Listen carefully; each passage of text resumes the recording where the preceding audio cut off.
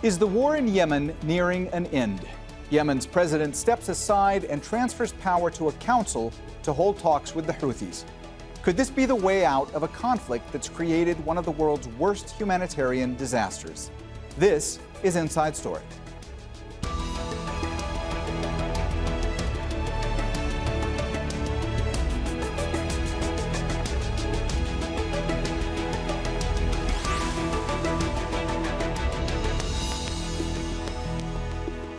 Hello and welcome to the program. I'm Mohammed Jamjoom.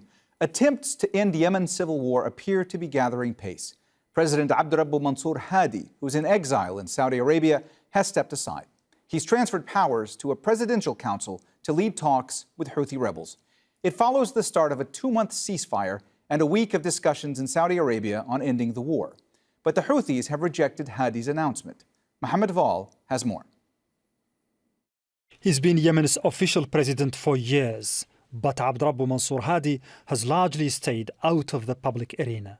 That was until he made this announcement on Thursday. I announced the creation of a presidential council that will carry out the tasks during this transitional period, and I fully and irreversibly delegate to the Presidential Leadership Council my full powers in accordance with the Constitution. Many Yemenis were never impressed by Hadi's leadership. He's not been a popular president, so he's been really quite difficult to get out of power. But I think that a lot of things have happened recently in international politics that have really focused attention on needing to resolve the Yemen war. The international community would like something to happen in Yemen so that it can consolidate its bandwidth to focus on the war in Ukraine. And also the humanitarian disaster just gets worse and worse. The Presidential Council that will now take over brings together most of the country's opposition groups, a united front against the Houthis, the armed group that has controlled much of northern Yemen for years. The council is headed by former Minister Rashad Al-Alimi, who enjoys Saudi support. The United Arab Emirates and Saudi Arabia backed the move and pledged $3 billion of financial aid to support the new leadership. The fact that both the Saudis and the Iranians welcomed the truce simultaneously is a rare feat when it comes to the Yemen conflict. And the fact that both or all the players, all the stakeholders are happy with this reconfiguration of the government is very important. It's not clear, however, if the Houthis will be ready to make concessions or share power with this new version of Yemen's UN-recognized government. Commenting via Twitter, a Houthi spokesman dismissed Hadi's decision as a joke, saying that the future of Yemen can be decided only from within Yemen. The two sides have agreed on a 2-month ceasefire that took effect on Saturday. But the Houthis still refuse to attend negotiations in Riyadh, saying it's enemy territory and talks should be held in a neutral location. Mohammed, Al Jazeera. All right, let's take a look back at how it all started. For more than 7 years now, Yemen's been torn by conflict. In 2014, Houthi rebels captured the capital, Sana'a, and demanded a new government. The following year, a coalition led by Saudi Arabia and the United Arab Emirates began a military campaign against the Houthis. The UN estimates 377,000 people have since been killed, both directly and indirectly, through hunger and disease. Yemen was already one of the poorest countries in the Middle East before the war broke out. Now it's suffering one of the world's largest humanitarian crises. All right, let's bring in our guests. In London, Raiman Al-Hamdani is an independent consultant on Yemeni affairs and a research fellow at the Yemen Policy Center, an independent think tank based in Berlin. In the Saudi capital, Riyadh, Baraa Shiban, Yemeni political analyst and caseworker for the human rights NGO Reprieve. And in Washington, D.C., Gerald Feierstein is a distinguished senior fellow for Arabian Peninsula and diplomatic engagement with the Middle East Institute and a former U.S. ambassador to Yemen. A warm welcome to you all, and thanks so much for joining us on the show today. But let me start with you today. The creation of this new presidential council, does this say to you that the war in Yemen is nearing an end? I mean, it's a step forward. It's a way of consolidating power in the, if you'd like to say, the anti-Houthi bloc. So it can push for a more comprehensive political solution from a stronger negotiation position. But it doesn't mean that the conflict is over. It's only over when we have a nationwide ceasefire and when we have a security and military arrangement that will enable all political parties to go back and practice their duties from the capital, Sana'a. And this is, I think we're still a little bit far from that happening. There is a lot of hope. There is a lot of momentum going on. And there is a lot of backing, especially on the economic front. So all of these are good signs, but I think a lot is still yet to be done in order for us to reach an end to the conflict.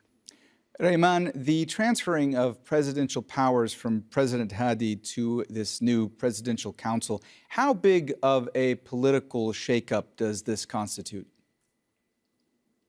I think it's a pretty significant shakeup, if not one of the most significant shakeups that we've seen since the conflict has begun. First of all, we have to keep in mind that, for example, most of the Yemen analysts know that President Hadi did not have much say or much decision in sort of holding his power. Obviously, the Kingdom of Saudi Arabia was sort of stuck with President Hadi. Obviously, his government and their practices in Yemen were, to say the least, just quite corrupt. They were unable to defeat the Houthis. There was just no coordination among them. And so having the association of President Hadi with the Muslim Brotherhood and his vice president, Ali Muhsin, who is considered to be one of the major leaders of the Muslim Brotherhood in Yemen. So I think for Saudi Arabia, this was a good chance for them to sort of get rid of him, if we just be very honest, and sort of just basically set up a factions, or rather a council that sort of can either, one, threaten the Houthis, because all the council's members are very significant anti-Houthi figures. And at the same time, and this way may persuade the Houthis as well to engage with them and maybe taken more seriously. So I think we have to keep two things in mind. Is that, first of all, is this presidential council, President Hadi announced that it is within the Yemeni constitution.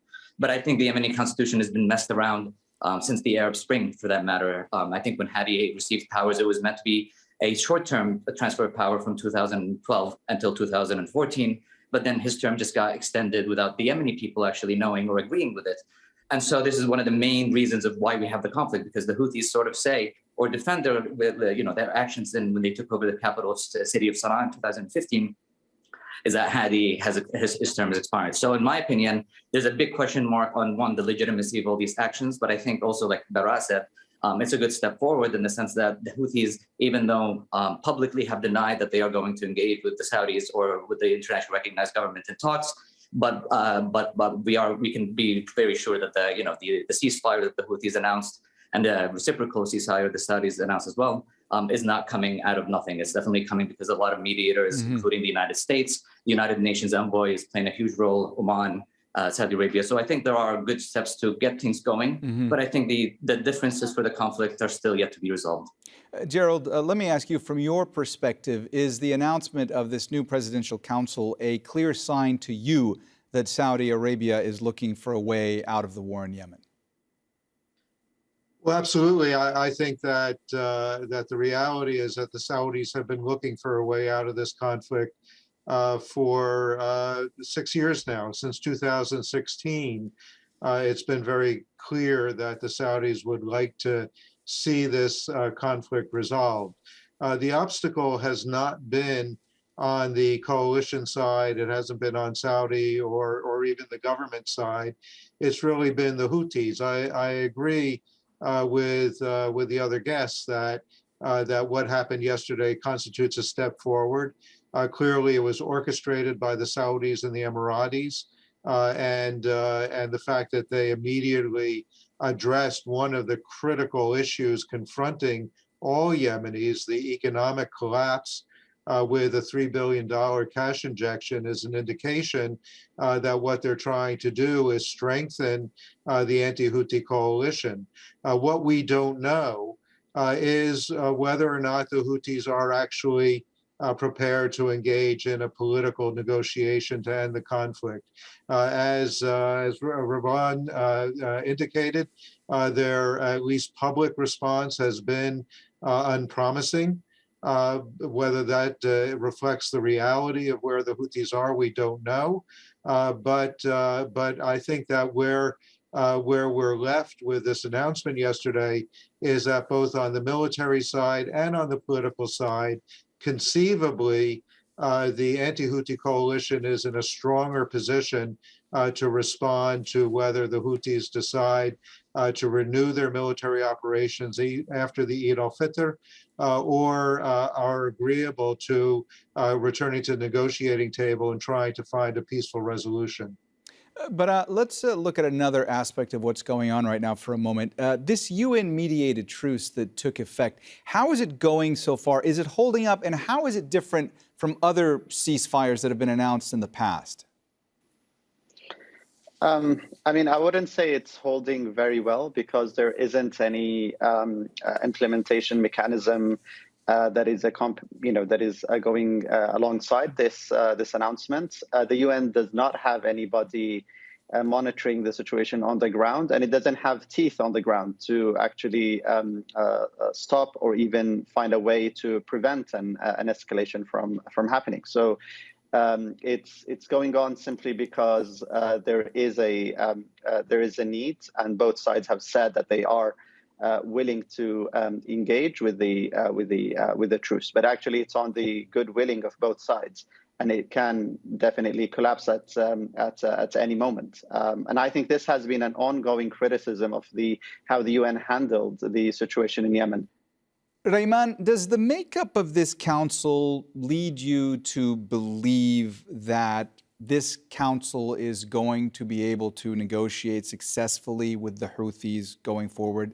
I guess what I mean is, do the members of this new council have enough political and military clout on the ground in Yemen that they could potentially make a big difference?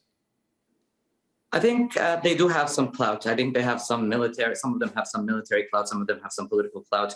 I don't know so much about what negotiation or what they have to incentivize the Houthis to sort of fall in for their demands.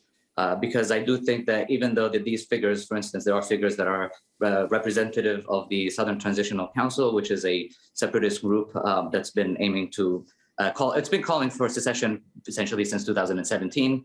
You have Salafist figures who have been recruited by the UAE into this force called the Giants Brigade. You have Tariq Saleh, who's the nephew of the former president, or the late president Ali Abdullah Saleh.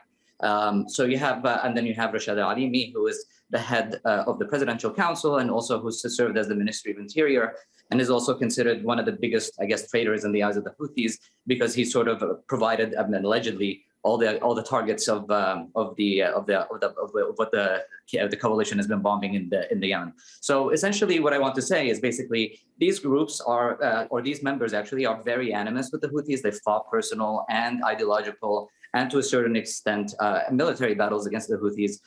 These figures have also, for some of them, have been exiled out of the country because of the Houthis. So I think the Saudi Arabia's goal and the UAE's goal is sort of to put these figures who actually will stand and fight militarily against the Houthis rather than actually be able to negotiate. However, I think this will indicate to the Houthis that the populations under their control, that the militaries behind them sort of are a bit more serious to take on the Houthis this time around. As Gerald said, after the 2-month period after the Eid al-Fitr ends. So I think we have to keep in mind that basically the selection of these appointees, I think, in my opinion, is still, I think they have their own differences. You have members of the Islah Party, the Yemeni offshoot of the Muslim Brotherhood, who are, very, very, very strong opponents of the Southern Transitional Council. Mm-hmm. And the Islah has also very strong opponents of the General People's Congress, which is represented by Tariq Saleh. And so the old dimensions of the Yemeni political parties and their differences are thought to be a unifying effort against the Houthis. But I think, in my opinion, that's going to backfire because essentially it's not inclusive. It's not including any representatives of the GPC, for instance, who are residing in Sana'a. It's not, people look at the Houthis right now and see them as anybody, and the Houthis leadership is essentially everybody in the north, which is not true. You do have a civil society that's active in the north. You have people who are genuinely seeing the war from the Houthis' lens because they've only seen bombardment and only have been isolated to only view the local Houthi news. So we have to keep in mind that in many eyes, and I think in the Houthis as well, this move is not going to be seen as very welcoming at the beginning, and it may just very well backfire. Gerald, you're a former U.S. ambassador to Yemen, so I want to talk with you for a moment about the U.S.'s role when it comes to Yemen. President Biden has said that the U.S. is stepping up diplomacy to end the war in Yemen. He's also stated in the past that he would end the U.S. support for offensive operations in Yemen. What do you think about his administration's policies towards Yemen thus far? Have they been flawed? Well, I think that that certainly when President Biden came into office in January of 2021 and made the announcement that you referred to, the focus on diplomacy, the appointment of Tim Lenderking as a special envoy, and also the announcement that the U.S. wouldn't support offensive operations by the Saudi-led coalition inside of Yemen. Those all made sense at the time, and it appeared that, in fact, putting American support fully and unequivocally behind the UN-led process would potentially lead the parties to agree to come back to the negotiating table and try to find a political and peaceful way out of this conflict. It hasn't, unfortunately, worked out that way. What we saw, rather than agreeing to come back to the negotiating table, is that the Houthis doubled down on their military operations, particularly in Ma'rib. They appeared to take from the president's announcement the idea that the door might be open to them for a military victory. And therefore, what we've seen over the past year has been an intensification of the conflict rather than an agreement to return to the negotiating table. And so the question now is, how does the Biden administration adjust its approach to the Yemen conflict to take these new realities into account? Tim Lenderking has been in Riyadh for the last week. We can assume that he has been deeply involved in the negotiations that led to the announcement of the new presidential council, that this is an indication of how the United States is trying to transition, and presumably how the UN will now try to transition to a new effort to bring the parties back to the negotiating table. It remains to be seen. I think I agree completely with Radwan on this point. We don't know how the Houthis will respond and whether or not this new approach to resolving the conflict is going to succeed or is going to simply lead to a new round of fighting in the coming months. But I want to step back and look at the humanitarian situation on the ground in Yemen for a couple of minutes with you. Many aid agencies have said that the situation there, what's going on in Yemen, is the worst humanitarian crisis in the world. The country is afflicted by widespread hunger, disease, displacement. How dire is the humanitarian crisis right now, and how concerned are you that it's only going to worsen? Well, of course, the humanitarian situation is only getting worse. And as the conflict continues, it will keep going from bad to worse. But of course, we've seen positive indications with the injection of the $3 billion dollars in cash to support the role of the government. The currency, the Yemeni currency, is today performing better than it was 2 days ago. So that's all good, a good indication. But the overall humanitarian situation is the consequence of the collapse of the state institutions. And with all of those groups, even the members of this political council, the presidential council, when they were fighting with each other, or the divisions, even the political divisions, it didn't make any possibility for the state institutions to be reinstated, even in the interim capital, Aden. So what is needed and urgently needed is the support of the reinstate of the institutions to go back and perform. There is a very good vibe right now. Those members of the Presidential Council have the majority of the parliament, so they can start having the sessions of the parliament inside Aden, and hopefully this will have an impact on the economic and then therefore the humanitarian situation, because humanitarian aid cannot be a permanent solution to the ongoing crisis in Yemen. Raiman, I know that you've talked about this in your previous answers, but I just want to try to drill down a little bit more on this. I mean, the transferring of presidential powers, in practice, just how complicated is this going to be? I think it's going to be quite complicated because, obviously, as I just mentioned earlier, obviously there's just all these questions about, the Constitution and what is being cited and how it's sort of going to play. But it's not clear really how this council is actually going to, execute its executive mechanisms. However, I do believe now that they are actually in talks to sort of see how that's going to be implemented. But we have to keep in mind that this council is probably going to be governing the country from also Saudi Arabia. I think, as Baraa said, I mean, there's a chance that the parliament might go to Aden, but that's too long from now. The last time the government tried to go back to Aden, they were welcomed by a barrage of rockets that killed at least 15 civilians at the airport. And that was just at, just the first minute. I think also the differences that you have in the south of Yemen and the east of Yemen, it's not safe for most of these people to be able to go from there. So we're still stuck in sort of this governing from abroad, which also will weaken, I think, the eyes of this council. I mean, they may be more effective in sort of combating corruption on the ground, for instance, among the salaries of their soldiers. There's a lot of ghost soldiers that, for example, that are just, receiving salaries, but it's actually going to benefit the pockets of many of the figures that are fighting the Houthis. So I think the government or the presidential council needs to find a place where it can practice its duties safely. And once that happens, we can actually evaluate. But at the time, it's not very clear how it's other than Rashad Al-Alimi being the executive, the director of this council. It's not very clear what the duties are, and I suspect in the next couple of days we're going to know what it is. And I think this is also a staple of Yemeni agreements that are basically, we had this Riyadh agreement that was signed in 2019, which was signed between the STC, the Southern Transition Council, and the internationally recognized government, but it was only until the end of 2021 that little progress towards the implementation of the agreement, which stipulated a restructuring of the military and putting them under essentially a one command and power sharing. So we have a long way to go, I believe. Gerald, I saw you nodding along to some of what Raiman was saying there. It looked like you wanted to jump in. Go ahead.